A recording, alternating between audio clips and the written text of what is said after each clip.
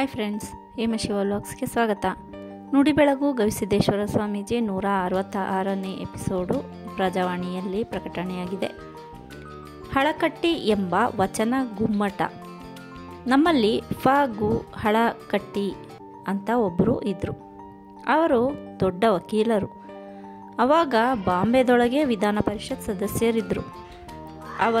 ಅವರು 84 ವರ್ಷ ಬದುಕಿದ್ರು.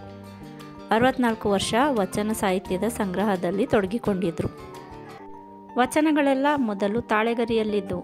ಅವುಗಳನ್ನು ಹೀಗೆ ಬಿಟ್ಟರೆ ಹಾಳಾಗಿ ಹೋಗುತ್ತವೆ ಎಂದು ಮನೆ ಮನೆಗೆ ಹೋಗಿ ಭಿಕ್ಷೆ ಬೇಡಿ ಹಣ ಕೊಟ್ಟು ತಾಳೆಗರಿಗಳನ್ನು ತಂದು ವಚನಗಳನ್ನು ಮೊದಲು ಪ್ರಿಂಟ್ ಮಾಡಿದವರು ಹಳಕಟ್ಟಿಯವರು.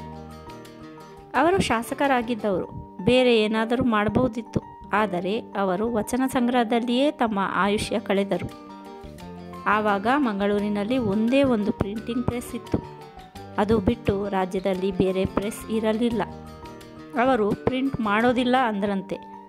ಅದಕ್ಕೆ ಹಳಕಟ್ಟಿ ಅವರು ತಮ್ಮ ಆಸ್ತಿ ಪಾಸ್ತಿ ಎಲ್ಲ ಮಾರಿ ತಾವೇ ಸ್ವತಃ ಪ್ರಿಂಟಿಂಗ್ ಪ್ರೆಸ್ ಹಾಕಿದರು. ಹಲವು ಸಂಪುಟಗಳಲ್ಲಿ ವಚನ ಸಾಹಿತ್ಯವನ್ನು ಹೊರತಂದರು. ಒಳಗೆ ಹರಕು ಅಂಗಿ ಇರುತ್ತಿತ್ತಂತೆ. ಮೇಲೆ ಚಲೋ ಕೋಟು ಹಾಕಿಕೊಳ್ಳುತ್ತಿದ್ರಂತೆ. ಯಾಕಂದರೆ ಹೊಸ ಅಂಗಿ ತೆಗೆದುಕೊಂಡ್ರೆ ಮತ್ತೆ ರೊಕ್ಕ ಇರೋದಿಲ್ಲ. ಅದಕ್ಕೆ ಮನೆ ಮನೆಗೆ ಸೈಕಲ್ಗಳಲ್ಲಿ ಓಡಾಡಿ ವಚನದ ಕಟ್ಟುಗಳನ್ನು ಜೋಪಾನ ಮಾಡುತ್ತಿದ್ದರಂತೆ. ಒಂದು ದಿನ ಯಾರೋ ಒಬ್ಬರು ಹಳಕಟ್ಟಿಯವರಿಗೆ ಬಟ್ಟೆ ಕೊಟ್ಟರಂತೆ. ಅದಕ್ಕೆ ಹಳಕಟ್ಟಿಯವರು, ಅಯ್ಯೋ, ಬಟ್ಟೆ ಯಾಕೆ ಕೊಟ್ಟಿರಿ?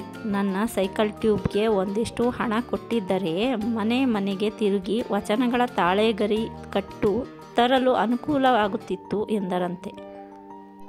ಇಡೀ ವಚನ ಸಾಹಿತ್ಯ ನಮ್ಮ ಕೈ ಸೇರಿದ್ದು ಗು ಹಳಕಟ್ಟಿ ಅವರ ತ್ಯಾಗದಿಂದ. ಇಡೀ ನಾಡಿಗೆ, ಇಡೀ ಜಗತ್ತಿಗೆ ವಚನ ಸಿಕ್ಕಿದ್ದು ಅವರಿಂದ. ಕನ್ನಡದ ದೊಡ್ಡ ಕವಿ BM ಶ್ರೀ ಅವರು ಒಮ್ಮೆ ವಿಜಾಪುರಕ್ಕೆ ಕನ್ನಡದ ಕಾರ್ಯಕ್ರಮಕ್ಕೆ ಹೋಗಿದ್ದರಂತೆ. ಆಗ ಕಾರ್ಯಕ್ರಮದ ಆಯೋಜಕರು BM ಶ್ರೀ ಅವರನ್ನು ಗೋಲಗುಮ್ಮಟ ತೋರಿಸಲು ಕರೆದುಕೊಂಡು ಹೋದರಂತೆ.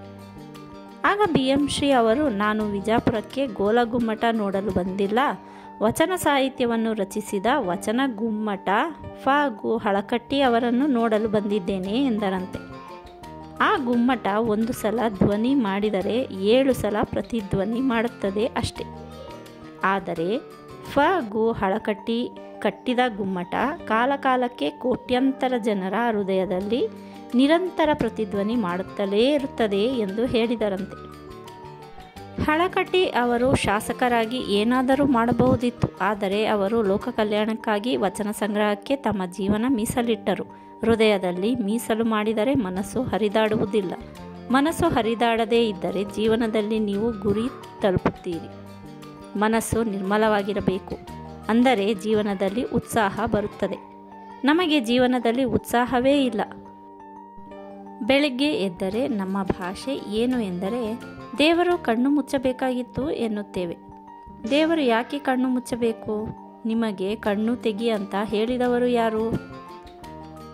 ಸಾವು ಕೂಡ ನಮ್ಮನ್ನು ಬೆದರಿಸುವುದಿಲ್ಲ.